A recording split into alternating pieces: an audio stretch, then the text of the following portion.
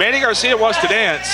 Well, Manny Garcia always wants to goof off, and to be honest, that's something that De Nero has often been accused of, wanting to goof off, but we're seeing no shenanigans and no tomfoolery from Matty at all tonight. Matty, all business here against Manny Garcia.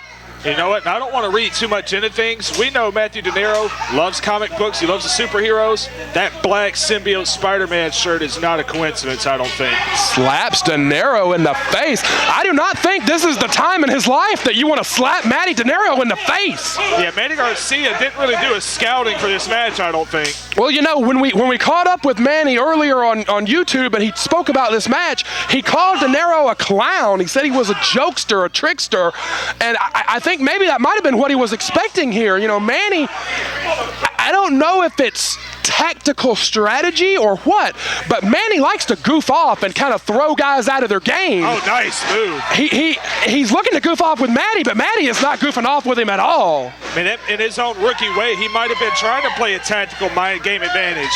You're not going to play mind games with Matty De Nero and win. De Nero is looking around, somewhat bewildered. And that kind of goes back to our earlier point. Is his mind somewhere else? You know, when he spoke to Grant Sawyer at the top of the stage, he said, I think he said, Nick Richards, you got a lot of people mad at you. Matty is watching the back door for Richards and Miller. It was the distraction of Nick Richards that pretty much cost De Nero the television title, you know. Piece of crap, don't disrespect me. That piece of crap you're looking for, Richards, he's not here. Okay? Oh! This is not the night to mess with Matthew De Nero. Oh, Manny, look at the show of strength from Garcia. Oh, and I've kept saying Manny Garcia has the tools, but he's got to be serious for long enough to put it all together.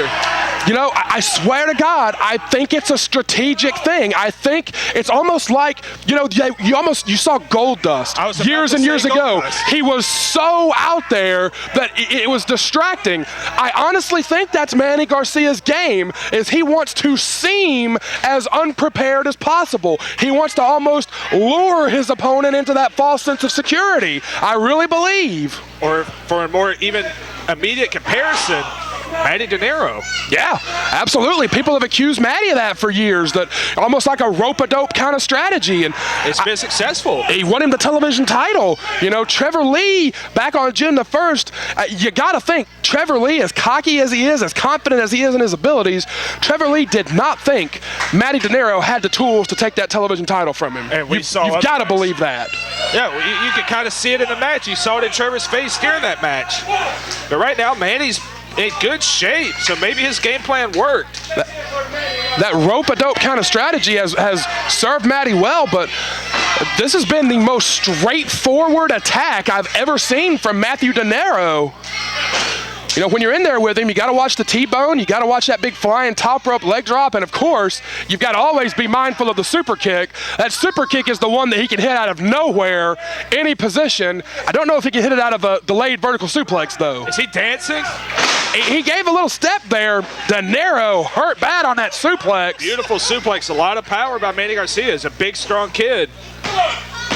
Ooh. And he has yet to put it together and get a victory here at CWF.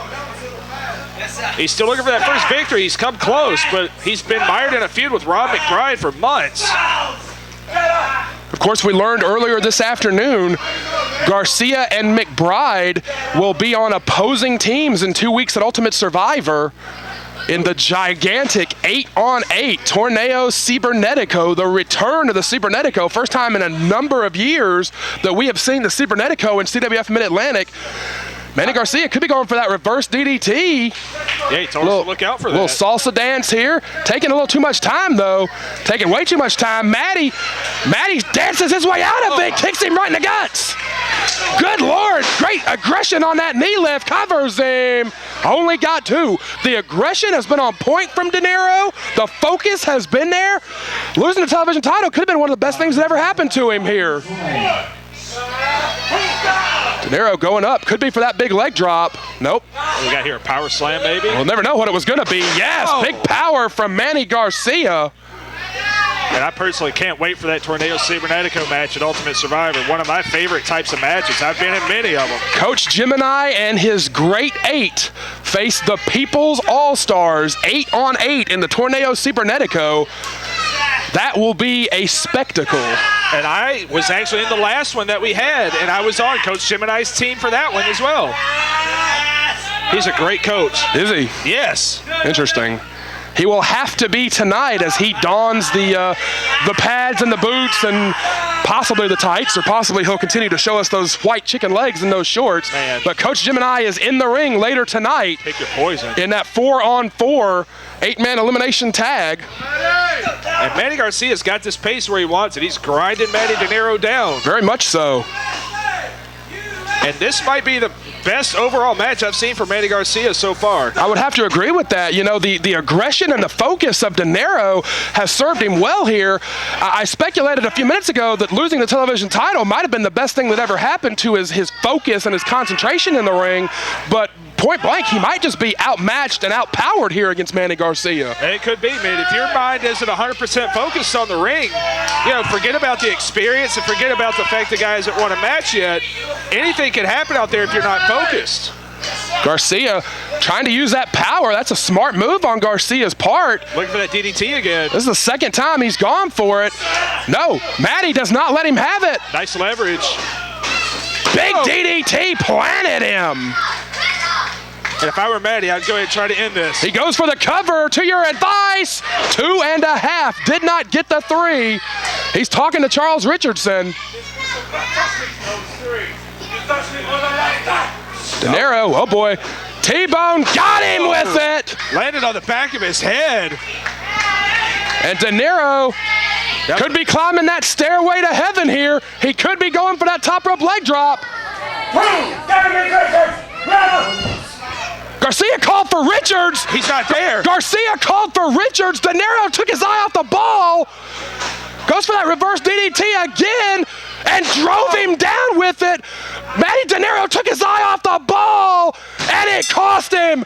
Garcia has got his first win, dare I say, because of Matthew De Nero's obsession with Nick Richards. Absolutely, and that was a brilliant move by Manny Garcia. It really was. De Nero went to the top rope for the leg drop.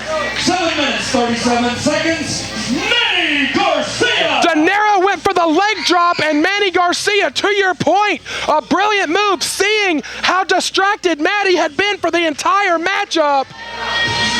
And call it what you want. I mean, that's an upset, but one that he earned.